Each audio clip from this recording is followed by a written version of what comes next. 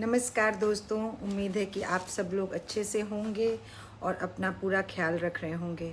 आज फिर हम अपनी कोविड की कड़ी में एक नया टॉपिक लेकर के आए हैं, इनफर्टिलिटी और आईवीएफ ट्रीटमेंट।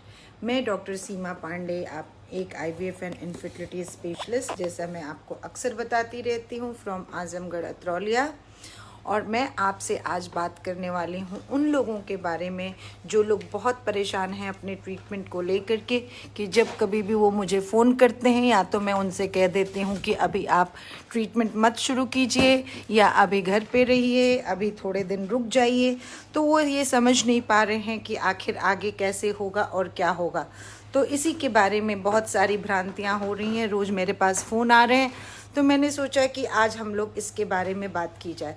तो दोस्तों, मैं आपसे आज यही बात करने वाली हूँ कि आपको इसमें क्या करना है। क्या आपका इनफर्टिलिटी ट्रीटमेंट इंडेफिनिटली पोस्टपोन रहेगा, या आपकी आईवीएफ साइकिल जो अभी शुरू नहीं हुई है वो अभी शुरू हो पाएगी, या जिन लोगों का आधा हो गया है, ओवम पिकअप हो गया है लेकिन ट्रांसफ़र नहीं हुआ है, वो कब तक होगा। तो अभी हम लोग इस बीच में इंडिया में, स्पेशली हमारे यूपी में, हमने देखा कि ये सेकेंड वेव हमने फेस की, जो कि बहुत स्ट्रॉन्ग थी। इसमें बहुत सारे वो लोग जिनको पिछली बार कुछ भी असर नहीं हुआ था, वो बहुत सफाई से निकल गए थे। इस बार उन सब लोगों को इस वेव में बहुत सारे लोग अफेक्टेड हुए। हालांकि ठीक होने वालों की संख्या बहुत ज़्यादा थी, लेकिन किसी भी हॉस्पिटल में आप रोज़ सुनते होंगे वहाँ बेड नहीं है, ऑक्सीजन की कमी नहीं है। और जो जैसा मैं आपको बताती रहती हूँ कि इनफर्टिलिटी और आईवीएफ का जो ट्रीटमेंट है वो इमरजेंसी नहीं है। आपका ट्रीटमेंट रोकने का कोई और कारण नहीं है। एक ही कारण था कि ये सेकेंड वेव बहुत स्ट्रॉन्ग थी। हमारी पॉपुलेशन को देखते हुए अगर हमारी 3% पॉपुलेशन भी अगर इससे सफ़र कर रही थी, तो सोचिए कि वो कितने लाख करोड़ लोग थे, और उन सब के लिए बेड और ऑक्सीजन की व्यवस्था करना हमारी प्रायोरिटी थी। तो जो भी ट्रीटमेंट इलेक्टिव थे, जैसे कि आपका की आईवीएफ साइकिल कुछ लोगों की शुरू हुई थी, उसको बीच में ट्रांसफ़र से पहले रोकना पड़ा, क्योंकि इनफर्टिलिटी ट्रीटमेंट में बहुत सारी चीज़ें इन्वॉल्व होती हैं। लेकिन फर्स्ट एंड फॉरमोस्ट चीज़ जिसकी वजह से आपका ट्रीटमेंट डिले हुआ, उसका रीज़न था कि आपको इस पैंडेमिक से सुरक्षित रखना, जीवित रखना, और उसके बाद बाकी सारी चीज़ें आती हैं। जैसा मैं कहती हूँ कि अगर आप ज़िंदा रहेंगे तो बच्चा ईश्वर ने दिया होगा तो अवश्य होगा। तो ये एक कारण था जिसकी वजह से हम लोग ट्रीटमेंट को थोड़ा सा डिले कर रहे थे। लेकिन उसके अलावा अब बहुत सारे और क्वेश्चंस आ रहे हैं। चलिए, वो डिले हो गया। अब आपके दिमाग में ये क्वेश्चन आ रहा है कि मैडम, कहीं इस कोविड से हमारे एम्ब्रियोज बना के रखे हुए हैं उनके ऊपर कोई तो असर नहीं आ जाएगा। अगर हम कोविड टाइम में प्रेग्नेंट हो गए तो हमारी प्रेगनेंसी पे कोई असर तो नहीं आएगा। तो यहाँ पे हम इस चीज़ों को दो पार्ट में डिवाइड कर लेते हैं। पहली चीज़, आपकी सुरक्षा। किसी भी इनफर्टिलिटी ट्रीटमेंट या आईवीएफ के ट्रीटमेंट में आपको हार्मोन टेस्ट कराने जाना होता है। अगर मैं आपको इंजेक्शन लगाती हूँ आईवीएफ के लिए, तो आपको 4-5 दिन इंजेक्शन लगाने के बाद मेरे पास आना होता है, स्कैनिंग करानी होती है। वहाँ आने के लिए सबके पास अपना प्राइवेट ट्रांसपोर्ट नहीं होता, अपनी गाड़ियाँ नहीं होती, और गाड़ियाँ हैं भी तो इस बार वायरस एकदम हवा में जा चुका है। और अगर आपके आसपास किसी को वो बीमारी है जिसे पता भी नहीं है और उसने सांस ली, मास्क ना पहना हो और हवा में वायरस गया, तो वो वायरस आपको लग सकता है। तो सबसे जो मेन चीज़ था, आप लोगों का आपस में कांटेक्ट बचाना, जिससे बीमारी का जो ये स्प्रेड है उस स्प्रेड को हम कट कर सकें। जिस तरह से सरकार लॉकडाउन लगा रही है, उसका भी एक ही रीज़न है कि जहाँ ज़्यादा लोग रहेंगे वहाँ ज़्यादा मेल मिलाप होगा और वहाँ बीमारी फैलने के चांसेस ज़्यादा रहेंगे। इसी तरह से आईवीएफ ट्रीटमेंट में होता है कि आप एक दिन आते हैं, अपना हार्मोन टेस्ट, ब्लड टेस्ट, सीमेन टेस्ट सब करा के जाते हैं। फिर आपको मैं इंजेक्शंस देती हूँ, मिनिमल 5 दिन का, मैक्सिमम 7 दिन का इंजेक्शन दे करके आपको घर भेजते हैं। फिर आपको किसी सवारी से हमारे पास आना होता है।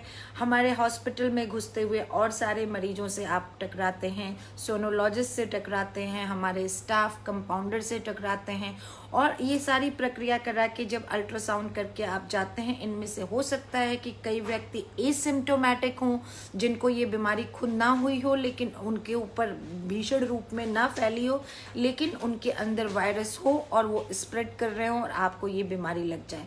तो पहला रीज़न ये हो गया आपको बचाना।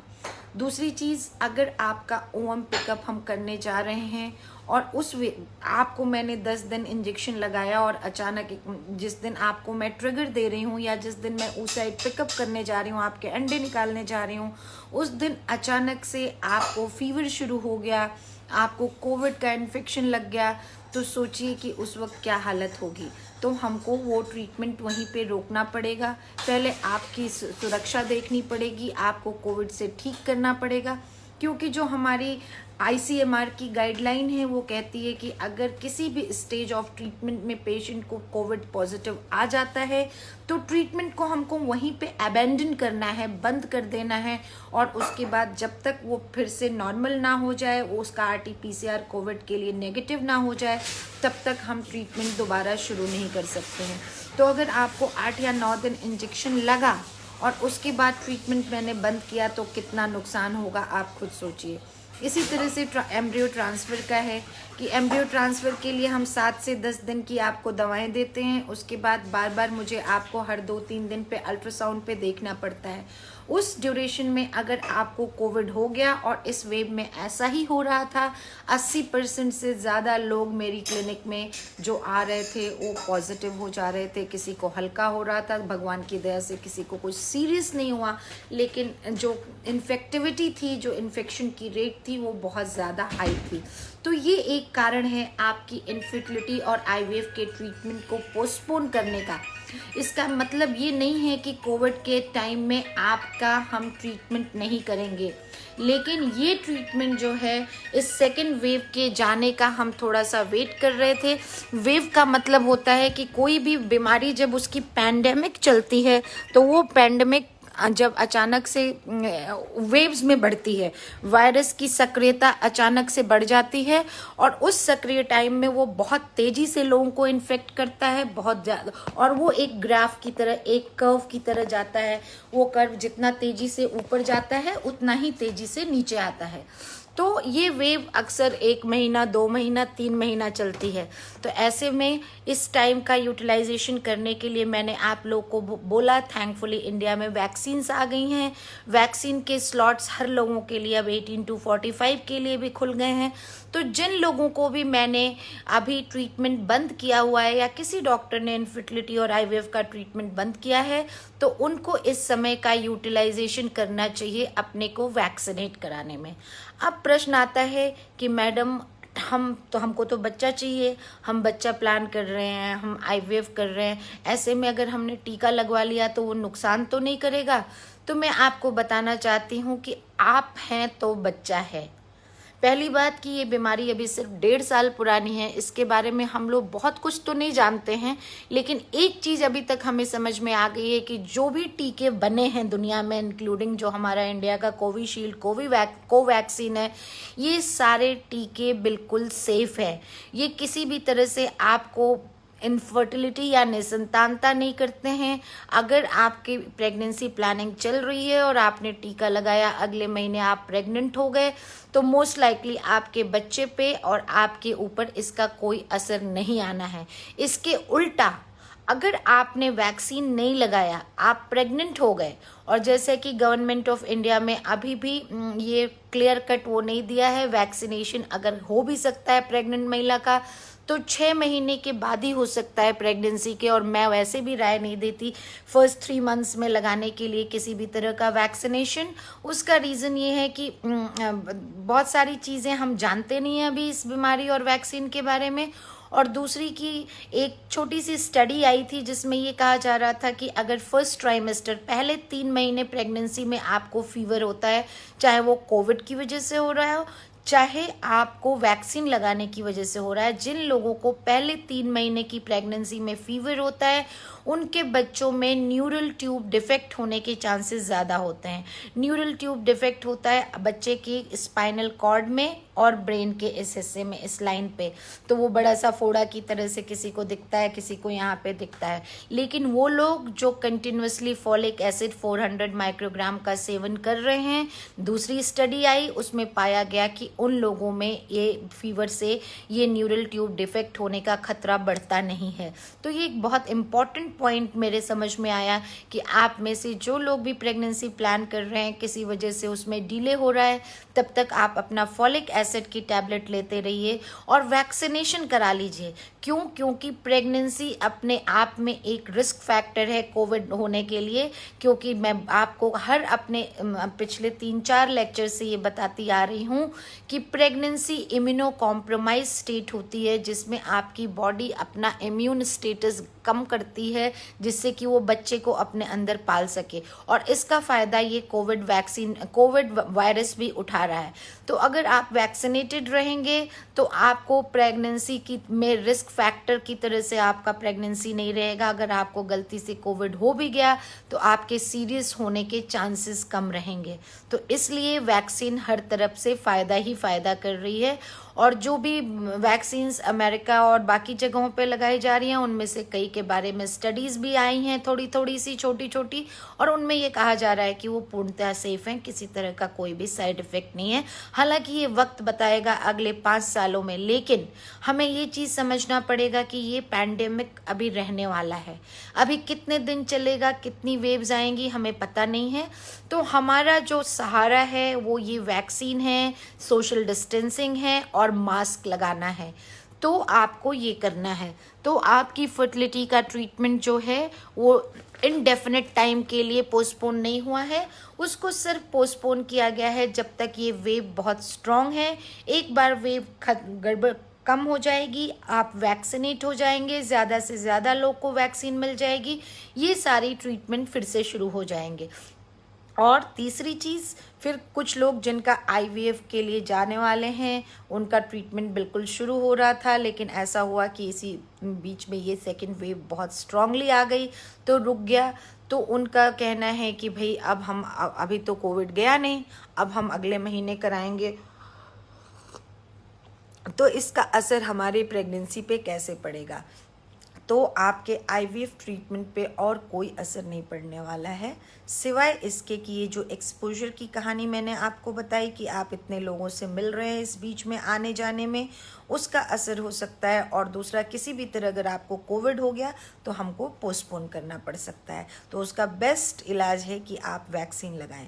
जिन लोगों के एम्ब्रियोज बना के रखे हुए हैं, एम्ब्रियो ट्रांसफ़र नहीं हुआ, वो भी इस टाइम को यूटिलाइज करें और अपने को वैक्सीनेट करा लें। इस महीने वैक्सीन हुआ, कोई ज़रूरी नहीं है आपको दोनों डोज अगर नहीं भी लग पाती है और सिचुएशन नॉर्मल हो जाती है तो आपका एम्ब्रियो ट्रांसफ़र अगले महीने किया जा सकता है। सेम चीज़ आईवीएफ स्टिमुलेशन के लिए है। अगर आपने एक डोज भी वैक्सीन लगा ली है, चूँकि अभी गैप 2 वैक्सीन के बीच में गवर्नमेंट ने बढ़ा दिया है, तो ज़रूरी नहीं है कि आपको दूसरी डोज तक वेट करना पड़े, आप उसके पहले भी दूसरा वैक्सीन आईवीएफ ट्रीटमेंट कंटिन्यू कर सकते हैं और जब आपका टर्न आए आप अपना वैक्सीन लगा सकते हैं। आपकी प्रेगनेंसी को कोविड, ये देखा गया है कि कोविड प्रेग्नेंट महिलाओं में जब होता है तो वो ज़्यादा सीरियस होता है, उनको वेंटिलेटर की, उनको आईसीयू की ज़रूरत ज़्यादा पड़ती है।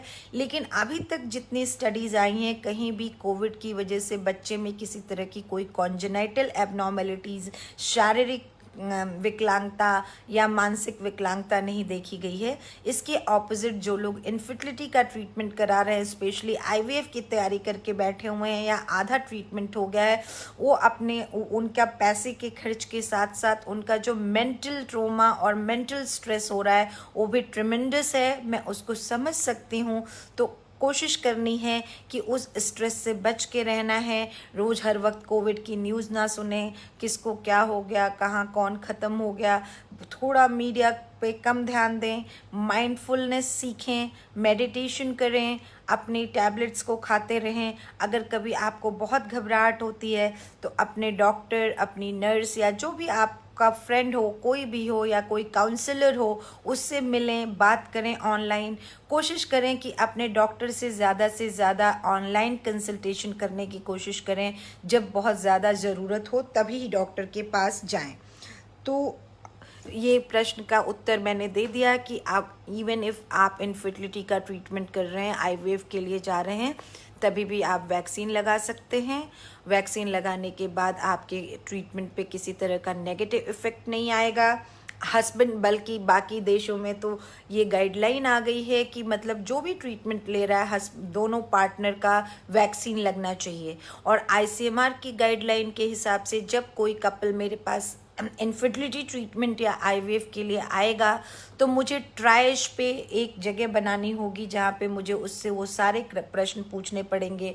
आपको पिछले 10 दिनों में सर्दी जुकाम बुखार तो नहीं हुआ, आप कोविड पॉजिटिव तो नहीं थे, आपके घर में कोई कोविड पॉजिटिव तो नहीं था, आपके हस्बैंड या वाइफ को तो कोविड नहीं हुआ था, और अगर हुआ था तो आपको ठीक हुए कितना दिन हुआ। नेक्स्ट क्वेश्चन आता है कि मान लीजिए कि आप में से हस्बैंड वाइफ में किसी एक को इन्फेक्शन हो गया तो उसके कितने दिन बाद हम अपना फर्टिलिटी ट्रीटमेंट फिर से शुरू कर सकते हैं। तो नॉर्मली तो आप 10 दिन नेगेटिव हो गया उसके बाद कुछ भी कर सकते हैं, आप एसिम्प्टोमेटिक हो गए उसके 10 दिन बाद, लेकिन मेरे हिसाब से बॉडी को पूरी तरह से मजबूत होने में 2 से 4 हफ्ते का टाइम देना चाहिए।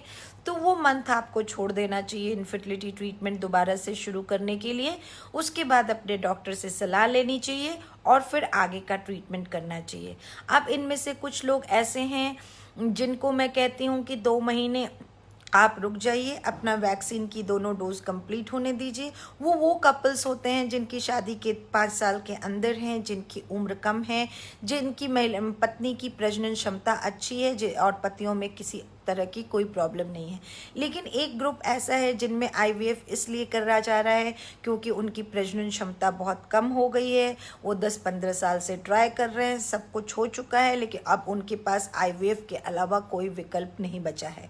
तो ऐसे में अभी एक बहुत इंटरेस्टिंग स्टडी आई है, ह्यूमन रिप्रोडक्शन, एक बहुत ही रेप्यूटेड जर्नल है यूरोप का, और उसके हिसाब से वो लोग जिनकी प्रजनन क्षमता कम है, अगर उनका ट्रीटमेंट 180 दिन तक इधर उधर हो जाता है, डिफ़र भी हो जाता है, पोस्टपोन हो जाता है, तो उसका उनकी प्रजनन क्षमता और आईवीएफ के रिजल्ट, जो आईवीएफ का रिजल्ट लाइव बर्थ रेट के टर्म में देखा जाता है। लाइव बर्थ रेट का मतलब जो लोग बच्चा जो पूरे दिन का लेके घर जाते हैं, तो उस पर कोई बहुत ज़्यादा फर्क नहीं पड़ता है। तो यदि किसी कारणवश आपका आईवीएफ ट्रीटमेंट इस वेव में पोस्टपोन कर दिया गया 1-2 महीने के लिए, तो आप इस समय में अपने को एकदम फिट रखिए, योगा कीजिए, अच्छे खाने खाइए, फल लीजिए, एक्सरसाइज कीजिए, अब वेट ज़्यादा है तो उसको कम कीजिए, और ये सारी अच्छी अच्छी चीज़ें कीजिए, वैक्सीनेट करिए, लोगों को कोविड एप्रोप्रिएट बिहेवियर सिखाइए। जो लोग आपके आसपास हैं, समझते नहीं हैं, मास्क नहीं लगाते हैं, एक दूसरे से दूरी बना करके नहीं रहते हैं, और ये टाइम निकलते ही आपको आईवीएफ ट्रीटमेंट के लिए ले लिया जाएगा। दूसरे वो ग्रुप है जिन लोगों को आईवीएफ के लिए जाना है और उनको हाइपरटेंशन है, डायबिटीज़ है, थायराइड है, इस तरह की बीमारियां हैं, तो वो पूछ रहे हैं कि क्या हमको टीका लगाना चाहिए। तो मैं अगर नॉर्मल तरीके से सोचूं, कॉमन सेंस लगा के, तो कोविड वायरस उन लोगों पे ज़्यादा अटैक कर रहा है जिनको कोई ना कोई इस तरह की सिस्टमिक इलनेस या कोमॉर्बिडिटी है, जैसे डायबिटिक्स, हाइपरटेंशन्स, इनको ज़्यादा दिक्कत हो रही है। तो इन लोगों को तो वैक्सीन लेना और भी ज़्यादा ज़रूरी है। तो किसी कारणवश अगर आपका ट्रीटमेंट अभी डिले हो रहा है, तो इस समय में आप अगर ब्लड प्रेशर, शुगर, हार्ट, किसी भी बीमारी से वो अफेक्टेड हैं, तो उस बीमारी के डॉक्टर से, अपने फिजिशियन से मिलिए, देखिए कि वो बीमारी पूरी तरह से कंट्रोल में रहनी चाहिए इस टाइम में, और आपको टीका लग जाना चाहिए, और इस समय का इस तरह से आप इस्तेमाल कर सकते हैं। अगर आपको प्रेगनेंसी हो गई, आपको पता नहीं था, पिछले महीने में आप दवाएं खा रहे थे, तो और आप प्रेग्नेंट हो गए, तो बहुत ज़्यादा घबराने की ज़रूरत नहीं है। उसके लिए तुरंत जा कर के आप डॉक्टर के पास सफाई वगैरह की बातें मत कीजिए। कुछ टेस्ट हैं जिनके द्वारा ये देखा जा सकता है कि भाई आपके बच्चे पे कोई असर आया है कि नहीं। कोई भी दवाई जो आप खाते हैं वो हज़ारों लाखों में किसी एक के ऊपर साइड इफ़ेक्ट करती है, सबके ऊपर नहीं करती है, लेकिन वो कौन होगा ये कोई पहले से नहीं बता सकता है। तो इसका बेस्ट तरीका ये है कि जो ये आप लोग व्हाट्सएप पे पर्चे घुमा रहे हैं कोविड के ट्रीटमेंट की 20 दवाओं की लिस्ट, प्लीज़ वो दवा ना खाएं और कोशिश करें आप में से एक भी पार्टनर को अगर कोविड हुआ है तो उस मंथ प्रेगनेंसी प्लान करें ही ना, तो सबसे अच्छा होगा। क्योंकि ये आपको समझना है कि अभी 1.5 साल, 1.5 1.5 साल हुआ है इस बीमारी को, इसका क्या इफ़ेक्ट कहाँ पे और कैसे हो रहा है ये किसी को भी पता नहीं है। और रोज़ रोज़ नई स्टडीज़ आ रही हैं, रोज़ रोज़ इस वायरस के काम करने के तरीके के बारे में नई बात पता चल रही है, इसके टीके के असर के बारे में पता चल रही है, ये महिलाओं पे कैसा काम कर रही है। अभी आज मैं एक आर्टिकल पढ़ रही थी जिसमें लिखा था कि वैक्सीन मर्दों पे ज़्यादा इफ़ेक्टिव है, महिलाओं पे कम इफ़ेक्टिव है। अब इसकी ऑथेंटिसिटी कितनी है मुझे नहीं पता है। तो ये सारी चीज़ों को आपको ध्यान में रखना पड़ेगा। और कुछ लोग पूछ रहे हैं कि क्या ऐसा कर लें कि जब तक कोविड है तब तक हम ट्रीटमेंट ना कराएं मैडम, उसके बाद जब हम सब कोविड ख़त्म हो जाएगा तब हम अपना इनफर्टिलिटी या आईवीएफ का ट्रीटमेंट कराएं। तो मैं आपको बताना चाहती हूँ कि आज की तारीख में ऐसा लग रहा है कि ये जो पैंडेमिक है ये इतनी जल्दी ख़त्म नहीं होने वाला है। तो ये आपका बहुत ही पर्सनल और इंडिविजुअल चॉइस है कि आप अब अपना ट्रीटमेंट अभी करना चाहते हैं या इस पैंडेमिक में को ख़त्म होने के बाद ही करना चाहते हैं। क्योंकि क्लियरली किसी को पता नहीं है कि इस पैंडेमिक में अगर बच्चा होगा तो उस बच्चे में कोई असर आएगा, क्या होगा। लेकिन जो भी बच्चे अभी तक पैदा हुए वो देखा गया कि बिल्कुल ठीक है। जो माएँ जिनको वेंटिलेटर पे भी रखा गया, सिजेरियन से बच्चा निकाला गया, वो बच्चे भी ठीक थे। अगर 6, 7, 5वें महीने में कोविड जिन महिलाओं को हुआ उनको प्री टर्म डिलीवरी हुई थोड़ी, लेकिन उसके अलावा उन बच्चों में किसी भी तरह की शारीरिक विकलांगता अभी तक नहीं रिपोर्ट की गई है। तो इसलिए हम सब कुछ बंद करके नहीं बैठ सकते हैं। अभी जो समय है उसमें यही समझना है कि हमको इसके साथ चलना है, इसका रिस्क कितना मिनिमाइज कर सकते हैं उसके बारे में हमें बात करना है। तो अभी तक जितना भी हमने फॉलिकुलर फ्लूइड देखा है, जब हम आपके अंडे निकालते हैं तो वो अंडे एक फॉलिकल के अंदर होते हैं, उस फ्लूइड के साथ निकालते हैं। तो स्टडीज़ में देखा गया है कि उस फॉलिकुलर फ्लूइड में कोविड नहीं मिला है वायरस अभी तक ज़्यादातर कहीं पे लोगों को। हाँ, जो आपका सीमेन है, अगर आप कोविड पॉजिटिव हैं तो आपके 15 से 20% लोगों के सीमेन में जो सेमाइनल सीमेन है उसमें कोविड मिलने, वायरस के मिलने के चांसेस हुए हैं।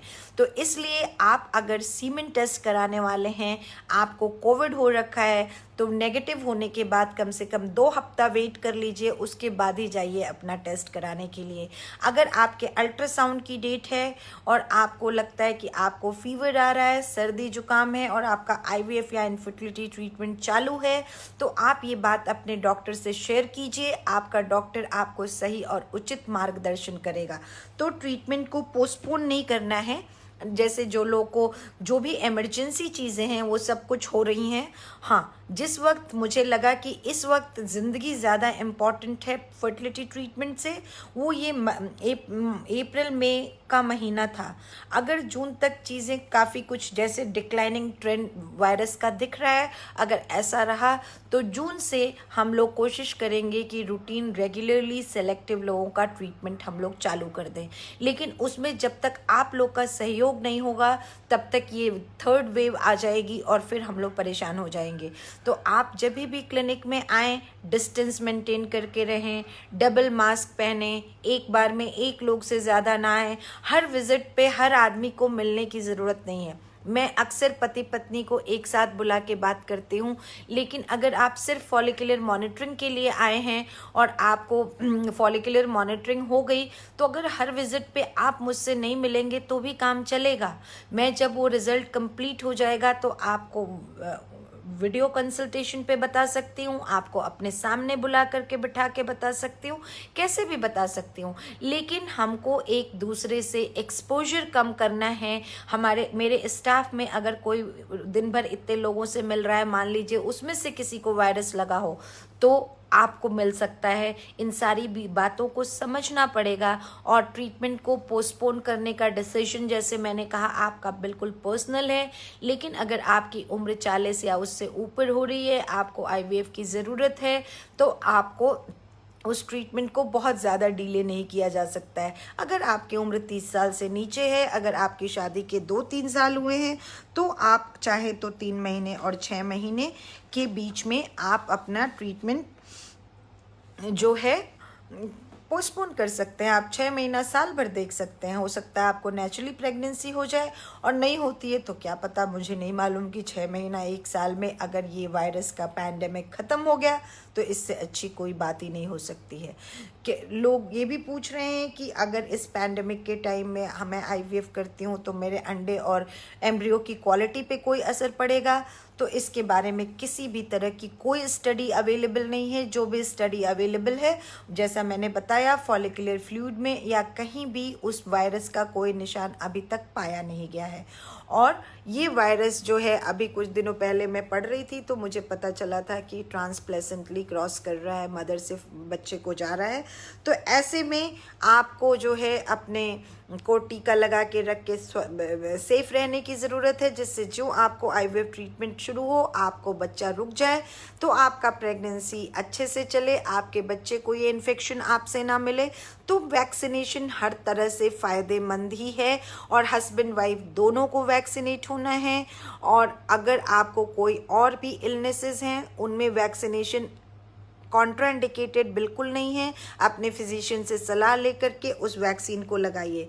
जिन लोगों के एम्ब्रियोज फ्रीज करके रखे गए हैं, वो मोस्ट लाइकली उन पे किसी भी वायरस का कोई असर नहीं है। -200 डिग्री सेंटीग्रेड पे वो फ्रीज करके रखे जा सकते हैं। एक ही चीज़ उसमें बाधा डाल सकती है कि किसी वजह से जो वो लिक्विड नाइट्रोजन गैस है उसकी सप्लाई बंद हो जाए। और ऐसा एक समय आ गया था अभी, जब ये सेकेंड वेव की पीक चल रही थी, तो बहुत गवर्नमेंट ने ये ऑर्डर निकाल दिया था कि जितने नाइट्रोजन के सिलेंडर्स हैं उनमें भी ऑक्सीजन भर के दिया जाए लोगों की जान बचाने के लिए। लेकिन थैंकफुली अभी तक मेरे पास लिक्विड नाइट्रोजन की कोई कमी नहीं हुई और चीज़ें सुचारू रूप से चल रही हैं। और क्या क्वेश्चन हो सकता है? अगर आपका कोई क्वेश्चन हो तो आप इसको मुझे इस चैट लाइन में पूछ सकते हैं। यहाँ पे मैं रिकैप करने की कोशिश करूँगी।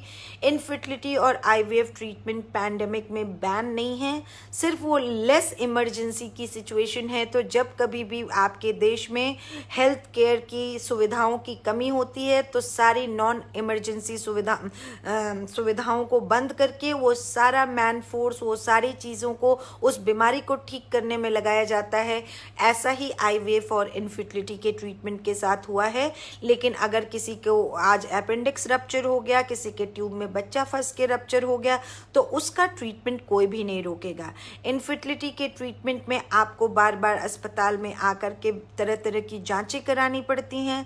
उन जांचों को कराने के दौरान आपका एक्सपोजर बहुत सारे लोगों से होता है, उससे आपको बीमारी लगने की वो रहती है, खतरा रहता है। ये एक रीज़न है आपको अस्पताल कम से कम आने देने के लिए, और जो है इस ट्रीटमेंट को 1-2 महीने सेकेंड वेव या किसी भी वेव के टाइम में पोस्टपोन करने के लिए। तीसरी चीज़, वैक्सीनेशन से किसी को भी कोई नुकसान नहीं है। जितने लोग भी प्रेगनेंसी प्लान कर रहे हैं, IVF साइकिल हो रही है जिनकी, जो IVF से बच्चा प्लान कर रहे हैं या नॉर्मल तरीके से बच्चा प्लान कर रहे हैं या दवा से प्लान कर रहे हैं, सबको, हस्बैंड वाइफ दोनों को अपना वैक्सीनेशन ले लेना चाहिए। वैक्सीनेशन लेते हुए बीच में भी आपका ट्रीटमेंट जारी रह सकता है, उससे कोई भी असर नहीं आएगा। वो लोग जिनकी उम्र 30 साल से नीचे है, जिनकी शादी के 3 से 5 साल से कम हुए हैं, वो 4-6 महीने का अपने ट्रीटमेंट में ब्रेक ले सकते हैं। अगर उनके पास कोई खतरनाक बीमारी नहीं है जो उनकी प्रजनन क्षमता को कम करती है, या जिनका प्रजनन क्षमता ऑलरेडी कम नहीं है। वो लोग जिनको कई सारी बीमारियां हैं और उम्र ज़्यादा है, जिनकी प्रजनन क्षमता कम है, जिनको डोनर एग्स की ज़रूरत है, उन लोगों को भी वेव के टाइम में उनका ट्रीटमेंट हो सकता है कि रोक दिया गया हो। लेकिन जो ही ये वेव डिक्लाइन करेगी, उनको अपने ट्रीटमेंट के लिए अपने डॉक्टर के संपर्क में आना चाहिए। और जो भी लोगों के गर्भ बना करके फ्रीज करके रखे गए हैं, एम्ब्रियो ट्रांसफ़र नहीं हो पाया है, उन लोगों के गर्भ पे किसी भी तरह के अनटुवर्ड इफेक्ट होने के चांसेस नहीं हैं, ऐसा अभी तक के रिसर्च में पाया गया है। आगे क्या होगा अभी मैं इसके बारे में कह नहीं सकती, क्योंकि एक नई बीमारी है। आईवीएफ का ट्रीटमेंट पोस्टपोन करने के पीछे एक ये भी रीज़न है कि अगर आपको ट्रीटमेंट शुरू करने के बीच किसी भी स्टेज पे कोविड हो गया तो मुझे गवर्नमेंट ऑफ इंडिया के रूल के अनुसार वहीं पे ट्रीटमेंट बंद करना पड़ेगा जब तक कि आप ठीक ना हो। तो ऐसे में आपको जो, अगर मैं इंजेक्शन लगा रही हूँ अंडा बनाने के लिए स्पेशली, वो ज़्यादा एक्सपेंसिव होता है, पेनफुल होता है, तो इवन 8-10 दिन के बाद भी मुझे उसको कैंसिल करना पड़ता है। इसलिए हम लोगों ने इस पीक के टाइम में उसको रोक दिया था। लेकिन कोई कारण नहीं है कि जब चीज़ें नॉर्मल हो जाएं, जैसी आज से 3 महीने पहले थी, अगर उतने भी नॉर्मलाइज हो जाएं और लोग सोशल डिस्टेंसिंग, मास्किंग और मिनिमल विजिट फॉलो करने लग जाएं, डॉक्टर की बात सुनने लग जाएं, तो ट्रीटमेंट दोबारा शुरू हो सकता है। वैक्सीनेशन का आपके आईवीएफ पे कोई असर नहीं पड़ता है खराब। वैक्सीनेशन से आपको इनफर्टिलिटी नहीं होती है। वैक्सीनेशन कराने की वजह से आपका आईवीएफ ट्रीटमेंट कैंसिल नहीं होता है। किसी ने पूछा है, डॉक्टर RN सिंह पूछ रहे हैं कि क्या प्रेग्नेंट महिलाओं को वैक्सीन लेना चाहिए कि नहीं। जितने भी वर्ल्ड वाइड, अमेरिका की सबसे बड़ी स्टडी आई है जिसके हिसाब से जो उनका mRNA वैक्सीन है मॉडर्ना और फाइज़र की, वो कम्प्लीटली सेफ़ है, क्योंकि वो उसमें वायरस है ही नहीं हमारी वैक्सीन्स में, तो वो अंदर जाता ही नहीं है, वो किसी तरह बच्चे को नुकसान पहुंचाता ही नहीं है, तो वो प्रेगनेंसी के हर स्टेज पे सेफ़ है। और वहाँ की सरकारें उसको रेकमेंड कर रही हैं कि जब मौका मिले, चाहे आप प्रेग्नेंट हो, बच्चे को दूध पिला रहे हो, इनफर्टिलिटी ट्रीटमेंट ले रहे हो, आईवीएफ का ट्रीटमेंट ले रहे हो, कुछ भी कर रहे हो, आपको वैक्सीन लेने का मौका ज्यों मिले आपको सबसे पहले वैक्सीन लेने चाहिए। लेकिन हमारी गवर्नमेंट ऑफ इंडिया की गाइडलाइन के हिसाब से वो महिलाएं जिनकी प्रेगनेंसी के 6 महीने हो गए हैं उनको वैक्सीन लेना चाहिए 6 महीने के ऊपर। उसके पहले अभी रिकमेंडेशन हमारी कंट्री में नहीं है, हालांकि उसका कोई साइड इफेक्ट नहीं है। अभी इस वैक्सीन के phase 3 phase 4 trials pregnant and lactating females पे आ जाएंगे, तो हो सकता है कि ये लिमिटेशन भी हटा दी जाए। और दूसरा कि वैक्सीन फीवर या कोविड फीवर अगर फर्स्ट 3 मंथ्स में होता है और अगर आप फॉलिक एसिड नहीं खा रहे होते हैं तो न्यूरल ट्यूब डिफेक्ट होने का खतरा बढ़ता है। और अगर आप 400 माइक्रोग्राम फॉलिक एसिड रोज लेते हैं, उन लोगों को उस फीवर से किसी भी तरह का बच्चे में एबनॉर्मेलिटी होने का खतरा नहीं होता है। तो सोचिए कि वो छोटी सी फॉलिक एसिड की गोली कितनी इम्पॉर्टेंट है। तो ये थी, और क्या चीज़ बची है। आपको फर्टिलिटी ट्रीटमेंट अवॉइड करने की ज़रूरत नहीं है, बस बच के रहना है। डॉक्टर से मिनिमल विजिट रखना है, विजिट पे कम से कम लोगों को जाना है। हर विजिट पे हस्बैंड वाइफ दोनों को मिलने की ज़रूरत नहीं है। अगर आपको गलती से सर्दी जुकाम बुखार ट्रीटमेंट के बीच में होता है तो अपने डॉक्टर को इन्फॉर्म करने ना भूलिए। और मैंने आपको बताया कि जिन लोगों की प्रजनन क्षमता कम है उनका ट्रीटमेंट अगर 180 दिन तक भी टल जाता है तो कोई बहुत खास असर उनके ऊपर नहीं पड़ता है। और आपके जो एम्ब्रियोज मेरे पास फ्रोज़न या किसी डॉक्टर के पास रखे गए हैं उससे कोई भी गड़बड़ नहीं होगी इस कोविड की वजह से। तो इस कोविड पैंडेमिक में आपको सेफ रहने की ज़रूरत है, मास्क पहनने की ज़रूरत है, कम वीडियो कंसल्टेशन पे ज़्यादा रहने की ज़रूरत है, कम से कम घर से बाहर निकलने की ज़रूरत है, वैक्सीन लगाने की ज़रूरत है और अपने आसपास के लोगों को कोविड एप्रोप्रिएट बिहेवियर सिखाने की ज़रूरत है। और जब जैसा इंडिकेशन होगा आपका इनफर्टिलिटी आईवीएफ ट्रीटमेंट बिल्कुल चलता रहेगा। हाँ, अगर आप मुझसे ये कहेंगे कि क्या आपके अस्पताल में कोई ऐसी व्यवस्था है या दुनिया के किसी अस्पताल में जिससे कि हमको कोविड ना हो जब हम आपके यहाँ इलाज कराने आ रहे हैं, तो ऐसी कोई व्यवस्था नहीं है, क्योंकि ये वायरस एरोसॉल से हवा में फैलता है और हवा में फैल चुका है। तो ये वायरस, मैंने जैसा कहा कि कोई व्यक्ति, ये बीमारी आपको सिम्टम देने के कई दिनों पहले से वायरस आपकी बॉडी में रहता है। तो अगर आपने मास्क हटा करके सांस लिया तो वो वायरस हवा में चला गया, दूसरे व्यक्ति ने उसी हवा में सांस लिया तो वो वायरस उसके अंदर चला गया। यही कारण है पिछले साल लोग बाहर से आ रहे थे, अमेरिका से आ रहे थे, इंग्लैंड से आ रहे थे, फिर बम्बई से आ रहे थे, दिल्ली से आ रहे थे, तो बीमारी हो रही थी, लेकिन इस बार ऐसा कुछ नहीं हुआ। घर में रहते रहते लोगों को बीमारियां हो गई क्योंकि ये वायरस हवा में पहुंच चुका है। तो ये आपका प्रेरोगेटिव है, आपको डिसाइड करना है, आपने डॉक्टर की सलाह लेकर के डिसाइड करना है कि आपका ट्रीटमेंट कितने दिन तक डेफर किया जा सकता है, कब शुरू करना चाहिए। और एक बार अगर शुरू होता है तो उसके कोई ऐसे साइड इफ़ेक्ट नहीं है।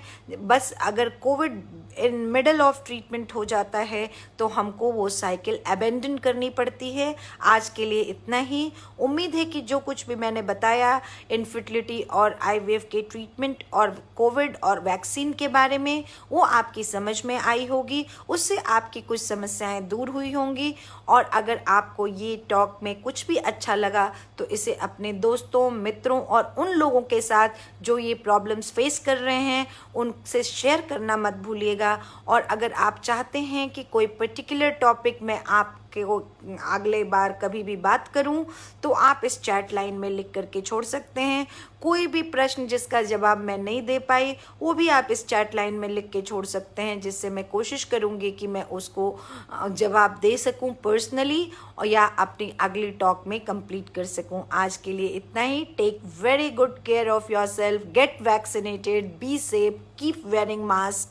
बाहर नहीं निकलने का, घर में रहने का और घर में बीवी की मदद करना मत भूलिए। पति लोग, बीवियां बहुत ज़्यादा काम करके थक जा रही हैं, सुबह से रात खाना बनाते, बर्तन धोते, और उनको बिल्कुल भी मी टाइम या रिलैक्सिंग टाइम नहीं मिल रहा है, तो थोड़ा उनकी मदद भी करते रहिए, ठीक है ना। गुड नाइट, शब खैर, bye bye, see you again next week.